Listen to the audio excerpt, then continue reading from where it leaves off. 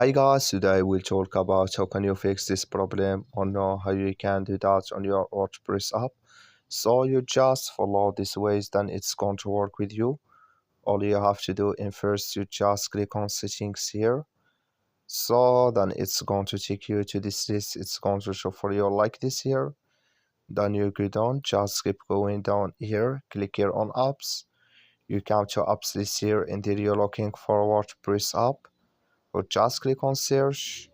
Then here add WordPress, it's going to show for you like this. Click on it.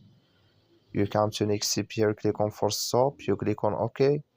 Then you go down, just click on storage, come to storage list here, just click on clear cache. Then all you have to do, so you just restart your phone, install it again, then it's going to work with you.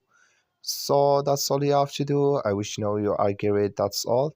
So thank you for your watching. Don't forget to support us by liking, subscribe.